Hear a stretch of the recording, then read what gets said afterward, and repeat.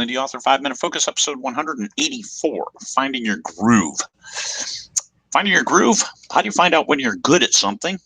How do you find out to stay good? And how do you find out what it takes to get better? Practice. So trial and error. Write in various places, write in various formats, write in various ways in order to find what works best for you. Trying to shut that thing off.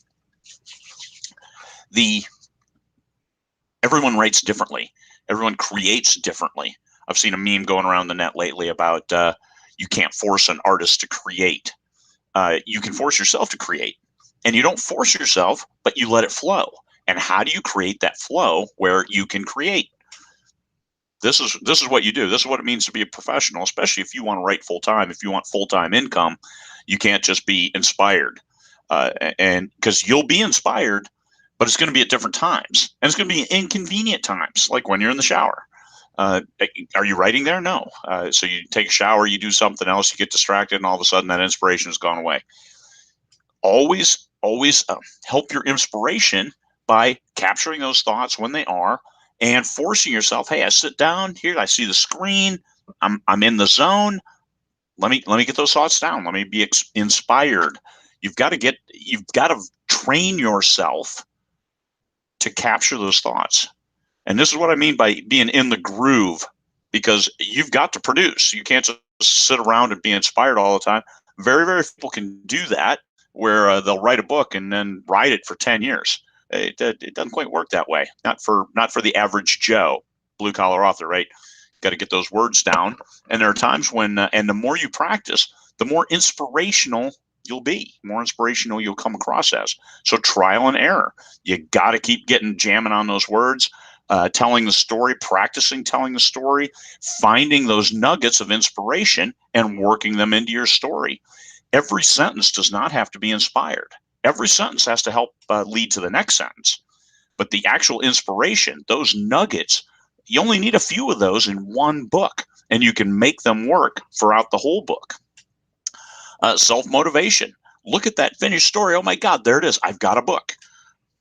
That should be enough to drive you, especially at those points where you're like halfway through. Oh my God, will I ever write the other half? Yes, you will. Take your inspirational nuggets and water them, nurture them, and bring them to fruition. What about a coach? I've seen some author coaches who that's what they do. Excuse me. They help other authors through those hard spots. I'm not a big fan. I was a professional coach for 7 years, but a business coach and a leadership coach for Fortune 500 executives. So I did that at the highest level. I wasn't a Fortune 500 executive, but these guys, to help them engage with other people. It was a different skill set. And actually, this is me. I'm not a big fan of that.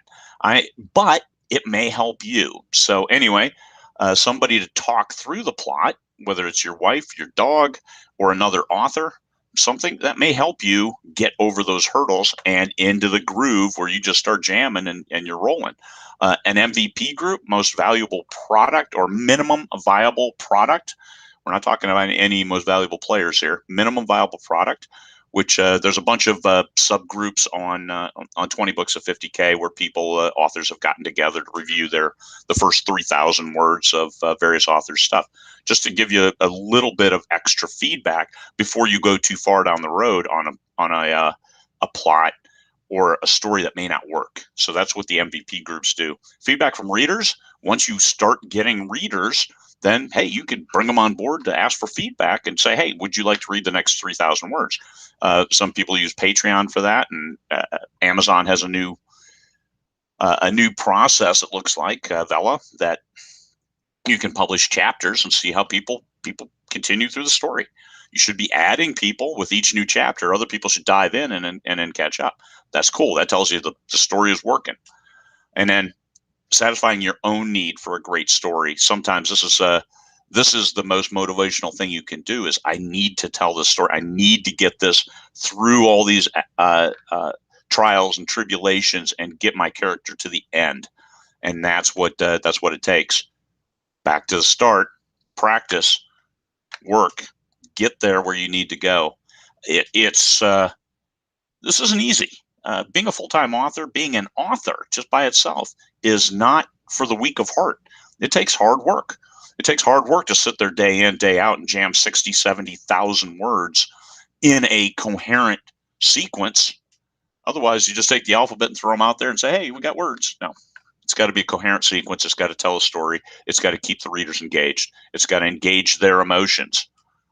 You can do it, and you don't have to wait for inspiration. When you are inspired, capture those nuggets, but then you've got to do the hard work, taking those nuggets and watering them, nurturing them, getting them in the sun, just like anything, watching anything grow. That's what it takes. All right, everybody, that's long enough. Peace, fellow humans.